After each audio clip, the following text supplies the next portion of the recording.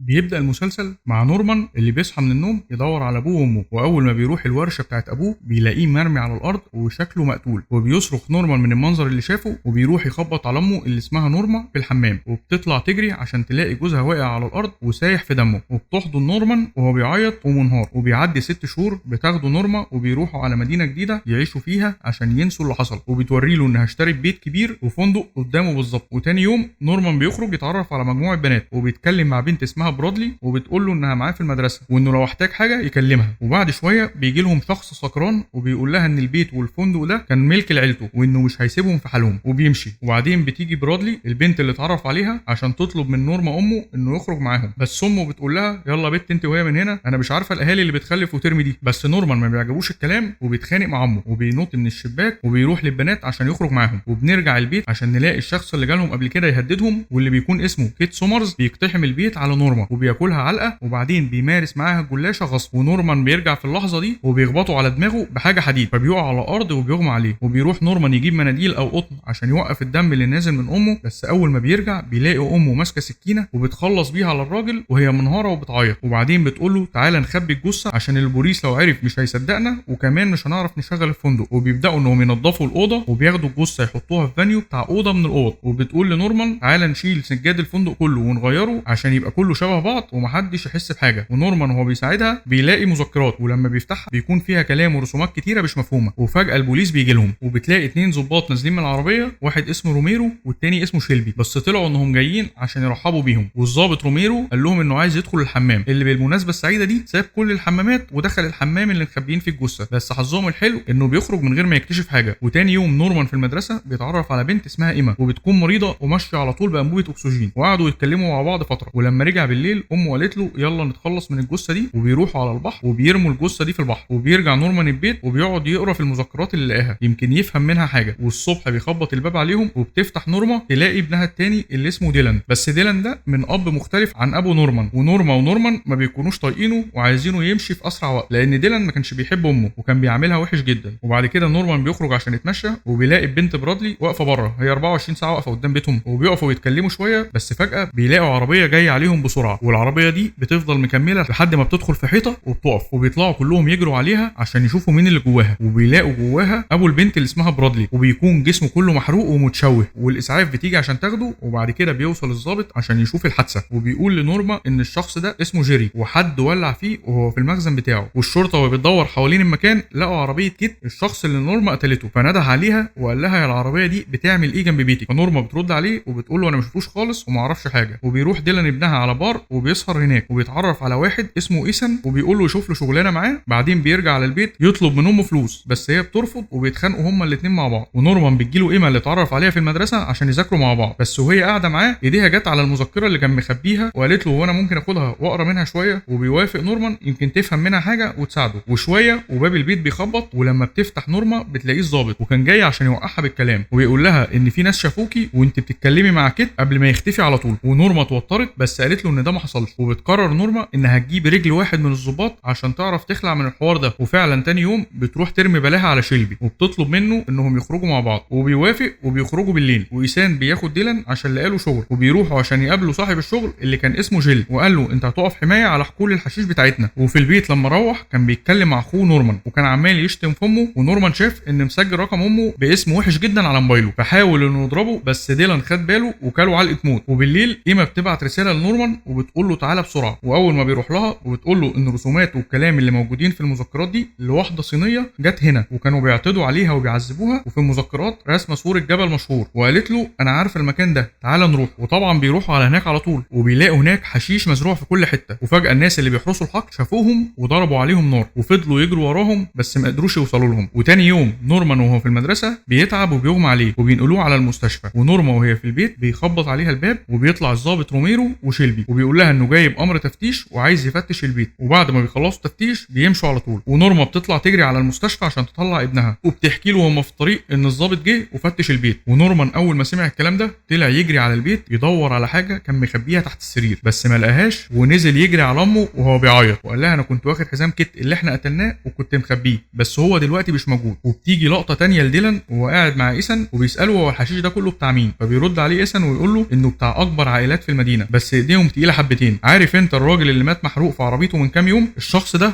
هم اللي حرقوه في المخزن بتاعه عشان بس اختلف معاهم. وبعدين بنروح لنورمان وايما وهم قاعدين بيحاولوا يوصلوا لحاجه من المذكرات، فبتقول له هو رقم 4 ده بتاع ايه؟ فسكت كده شويه وقال لها انا لقيت المذكره دي في اوضه رقم 4 عندنا، تعالي نروح ندور فيها. ولما دخلوا يفتشوا فيها لقوا كلام بالصيني مكتوب تحت الحوض، واتاكدوا كده انها كانت هنا. وبتروح نورمان تقابل شيلبي وكانت بتحاول تعرف منه لو كانوا لقوا حاجه في البيت، بس هو قال لها تعالي لي البيت بالليل وهقول لك اللي حصل كله. ولما راحت له بالليل قال لها لما كانوا بيفتشوا لقى الحزام فعلا وخباه من الضابط الثاني، فقولي لي الحقيقه وانا هقف معاك. وبعدين بيعملوا مع بعض علاقه. وبنرجع على البيت بيكون ديلان بيحاول انه يصالح نورمان اخوه عشان ضربه، وبيقول له ما تزعلش مني ان انا ضربتك، لكن نورمان بيرد عليه وبيقول له انا مش فاكر حاجه من اللي حصلت، وبيسيبه وبيطلع ينام. وهو نايم بيتخيل ان امه جات له وبتقول له ان الضابط شيلبي بيبتزها بسبب الحزام اللي لقاه، وبتقول له روح له البيت وهادي الحزام منه. وبيخرج من البيت وتحس كده ان هو ماشي بيكون مش في وعيه، واخوه ديلان بيشوفه وبيمشي وراه عشان يعرف هيروح فين. وبيدخل نورمان البيت وبيلاقي مفاتيح متعلقه، وبيقعد يدور في كل البيت لحد ما بيلاقي باب مفتوح وبيكون باب البدروم، فبيفتحوا نورمان بالمفاتيح. واول ما بيدخل البدروم بيلاقي البنت الصينيه قاعده جوه وشكلها بيكون متعذب ومربوطه، والبنت اول ما بتاخد بالها منه بتمسك فيه عشان يخرجها. بس فجاه بيسمع صوت شيلبي اللي دخل جوه البيت، بس اخوه ديلان بيحاول انه يعطله لحد ما نورمان يهرب من الشباك. وبيرجع نورمان البيت بيقول لامه انه شاف البنت الصينيه وهي في بيت شيلبي وبتتعذب، وان كده شيلبي وكيت اللي احنا قتلناه كانوا شركاء. فبتقول لامه انت ايه اصلا اللي وداك هناك؟ راح قايل لها انت اللي طلبتي مني اروح عشان اجيب الحزام. بس امه بتقول له انا ما عملتش كده، وانت يا نورمان يا حبيبي تعبان وساعات بيتهيألك حاجات، واكيد انت ما شفتش حاجه زي دي هناك. لكن نورما لما بتكون عند شيلبي في يوم تاني في البيت بتقرر انها تفتش فيه، وبتنزل فعلا البدروم بس ما بتلاقيش حاجه، وبتتاكد ان ابنها كان مريض وبيتخيل. وبعد كام يوم بيجي للشرطه بلاغ انهم لقوا ايد في البحر، وروميرو لما بيروح بيعرف انها ايد كيت من الساعه بتاعته. وبيروح الضابط شيلبي يجيب نورما من البيت عشان روميرو عايزها في الاسم. ولما راحت الاسم روميرو قال لها احنا كده شاكين فيك وعايزين نعرف فين السجاده اللي انت غيرتيه بتاع الفندق عشان نطاقه باللي موجود على ايد الجثه. بس ردت عليه وقالت له انا رميته بس مش فاكره رميته فين. ورجعت جري هي وابنها يدوروا على السجاد اللي هم رموه عشان يحرقوه، لكن ما عرفوش يوصلوا لحاجه. وتاني يوم الشرطه جت خدت نورمان من البيت بتهمه قتل كيت. ولما نورمان بيرجع البيت اخوه بيقول له على اللي حصل، فبيقرر نورمان انه يقول لديلان على كل حاجه. وبعدين بيروحوا القسم وقالوا لها انهم هيتصرفوا في مبلغ الكفاله اللي هو $100,000 عن طريق انهم يبيعوا الفندق او البيت. فراحت سحبه لهم واحده اسكندراني وقالت لهم اطلعوا بره. وبيرجع نورمان البيت عشان يدور على الورق وبيلاقيه، وبيروح يرهن البيت عشان ياخد الفلوس بتاعه الكفاله ويرجع لامه. وبتخرج نورمان بالكفاله، واول ما بتخرج بتروح لمحاميه عشان تلاقي لها حل. وديلان بيروح لايسن صاحبه عشان يستلف منه فلوس يأجر شقه عشان يقعد فيها هو واخوه لو امهم فعلا اتسجنت. وفجاه بيجي شخص بيقتل ايسن وبيطلع يجري، وديلان بياخد ايسن على المستشفى بس ما بيلحقوش وبيموت. وبالليل شيلبي بيقابل نورما وبيقعد يصالحها عشان ما يعرفش انه يدافع عنها، وقال لها انا هساعدك انك تخرجي بره القضيه دي وسيبي كل حاجه عليا. وبيرجع على القسم بيفصل كل الكاميرات وبيدخل على القسم اللي فيه الادله وبياخد ايد كيت وبيتخلص منها. وبعدين المحاميه بتكلم نورما وبتقول لها ان القضيه اتقفلت وكده انت خلاص ما عليكيش قضيه. وبنشوف ايما وهي بتتكلم مع نورمان بخصوص البنت الصينيه، وبتقول له ان بما انك بتقول انك شفت البنت دي في بيت شيلبي فكده شيلبي وكيت كانوا مشتركين في تعذيبها، وبما ان كيت مات فممكن يكون شيلبي هيخبي البنت دي في المركب بتاعته عشان كده ما حدش بقى يستخدمها. وبيروحوا على طول على المركب، واول ما بيدخلوها بيلاقوا البنت فبيفكوها وبياخدوها ويرجعوا على الفندق. ونورما لما بتشوفها بتوريها صور لشيلبي في المجلات وبتقول لها انت تعرفي الشخص ده. والبنت اول ما بتشوفه بنهار وبتقول لها ده اللي كان حابسني وبيعذبني. وديلان بيروح لرئيسه، فرئيسه بيطلب منه انه يخلص من عربيته دلوقتي، وبيبعت له واحد يبقى المساعد بتاعه وبيقول له انك اترقيت. وبعدين بيرجع ديلان على البيت وبيقولوا له على البنت الصينيه، فقال لهم انه هيروح المركب يفتشها تاني يمكن يلاقي الحزام ويعرفوا ساعتها يبلغوا البوليس. وبيروح ديلان ونورمان على المركب وقعدوا يدوروا على الحزام لحد ما لقوه ورموه في البحر. في نفس الوقت ده شيلبي كان راح لنورمان البيت، بس وهو هناك بيكتشف ان البنت الصينيه موجوده عندهم. والبنت اول ما بتشوفه بتطلع تجري وهو بيطلع يجري وراها في الغابه لحد ما بيقتلها. وبعدين بيرجع لهم وبيدخلهم كلهم جوه البيت وهو بيهددهم بالسلاح وبيفضل يشتم في نورما وبيضربها. بس نورمان اول ما بيشوف كده بيروح قايم وضربه. وبعدين ديلان بيخطف في المسدس وبيضرب عليه نار، ونورما وابنها نورمان بيخرجوا من البيت وهم بيجروا وبيكلموا البوليس وهم قاعدين في العربيه. بس بيظهر لهم شيلبي وهو جاي وغرقان كله دم وماسك مسدس، وفجاه بيقع وبيموت. وبعدين ديلان بيخرج وبيقول لها كلمي الشرطه وانا هقول كل حاجه وما تخافيش انا هقف جنبك. فبتقول له بس انت اللي تعرفه مش هو الحقيقه ان يوم موت ابو نورمان كنت انا وهو بنتخانق مع بعض وفجاه ضربني جامد، بس نورمان ظهر فجاه وضرب ابوه على دماغه جامد فابوه وقع ومات. وبعدين نورمان اغمى عليه وانا رحت واخده جثه ابوه وعملت انه مات بسبب انه وقع عليه الدولاب. والغريب ان نورمان لما فاق ما كانش فاكر اي حاجه ومصدق فعلا ان ابوه مات بالطريقه دي. وبتوصل الشرطه وبيحكوا للضابط كل حاجه عن كيت وان هو اللي اتهجم عليها منها وان شيلبي كان هيقتلهم. فالظابط بيقول لها انا هساعدك وهقول ان شيلبي هو اللي خلص على كيت والبنت، وهقول ان انا لما واجهته بالحقيقه حاول انه يقتلني فقتلته. وتاني يوم الصبح بيجي على الفندق واحد شكله كان غلط في غلط وبيسال على كيت، فديلان بيقول له انه مات، فبيمشي وبعدين بيرجع تاني بالليل لنورما فبيقول لها احجزي لي اوضه 9 وكل الاوض اللي جنبها اسبوع كامل. وتاني يوم نورمان وديلان بيقابلوا برادلي وبيعرفها نورمان على اخوه اللي شكلها كده بتعجب بيه، وبالليل نورمان بيروح لها البيت بس بتديله الصابونه. وبعدين نورمان بيروح لابو ايما عشان يتعلم منه فنون التحنيط، وهنعرف بعد كده الكوارث اللي هيعملها لما يتعلم فعلا. ونورما بتلاحظ ان الشخص المريب ده بيراقب البيت من بعيد، وبدات انها كمان هي اللي تراقبه، ومشيت وراه لقيته انه رايح نفس المركب بتاع الكتب، ولما شافها قال لها فين الحاجه اللي انت خبيتيها، انا مش طيب زيهم. فبتطلع تجري على طول، وبعدين نورما بتاخد نورما وبتروح لدكتور نفساني عشان تعالجه، والدكتور بيلاحظ انها بتكلم بداله في كل حاجه. وبعد ما بيخلصوا الجلسه الاولى الدكتور قال لنورما انها السبب في الحاله اللي هو فيها، وانها متحكمه في كل تصرفاته وافعاله، وطلب منها بعد كده انه يجي لوحده. راحت قالت له عندها وسابته ومشيت. ولما رجعت البيت راحت لجاك وقالت له انا لغيت الحجز بتاعك ولم شنطك واخلع قبل ما اكلم الشرطه. وفعلا بياخد حاجته وبيمشي على طول، وبترجع البيت واول ما بتدخل اوضتها بتلاقي حد حاطط لها جثه شيلبي الظابط على سريرها، فبتتصدم وبتقعد تصرخ بصوت عالي. وبتيجي الشرطه وبتقول للظابط انها شاكه في الشخص اللي اسمه جاك اللي كان عندها في الفندق، وحكت له على كل اللي حصل. وتاني يوم جالها ورد ورساله مكتوب فيها هنتقابل قريب، فكلمت الظابط عشان تقول له على اللي حصل. وبنشوف ان برادلي وديلان بدا يحصل بينهم علاقه وبيتقابلوا على طول، وبتطلب منه انها تروح للشركه اللي هو شغال فيها عشان عايزه تدخل مكتب باباها لانه كان شغال مع نفس الناس اللي هو شغال معاهم. وبعد كده نورما بتقرر انها تعرض البيت والفندق للبيع، فبتروح للشركه اللي هي اشترت منها، بس الموظف بيقول لها انها كده هتخسر فيه جامد، فسحبت له واحده اسكندراني وقامت تمشي. كلها ضايقه قوي الوليه دي، وهي في العربيه بيظهر لها جاك وبيهددها بمسدس وبيقول لها انا ليا 150,000 جنيه عند شيلبي وانا عارف انك خدتيهم، فبكره تجيبيهم معاكي بدل ما هقتلك انت وعيالك. وراح جري على الظابط عشان تحكي له اللي حصل، وقال لها ما تخافيش انا هتصرف. وبعدين بتروح لابنها بتطلب منه مسدس عشان خايفه من جاك، فبيجيب لها مسدس وبيعلمها كمان ازاي تستخدمه. وبتروح عشان تقابله وبتحط في الشنطه مخده على اساس انها فلوس، ولما بتوصل بتتفاجئ ان روميرو وصل له وكان واقف بيتكلم معاه، وراحت مطلعه المسدس وحاولت انها تقتله من بعيد، بس فجاه روميرو بيطلع المسدس وبيضربه بالنار وبيرمي الفلوس في البحر، فبتروح عليه فبيقول لها خلاص كده محدش هيضايقك تاني. ونورمان كان في حفله واتخانق مع صاحب برادلي وضربوا بعض واتعور جامد، وهو مروح قابلته المدرسه بتاعته اللي كان اسمها واتسون وقالت له تعالى اوصلك. واول ما ركب معاها لقيته انه متعور جامد، خدته على البيت عشان تعالجه، لكن فجاه بتظهر له امه وبتقول له دي ست مش محترمه وعايزه تبوظ اخلاقك وانت عارف انت هتعمل ايه. وعلى طول نورمان بيسمع كلام امه وبيقوم عشان يذبحها وبيطلع يجري من البيت وهو منهار. وكده يا عزيزي بنكون خلصنا الموسم الاول من المسلسل. ما تنساش تعمل اللايك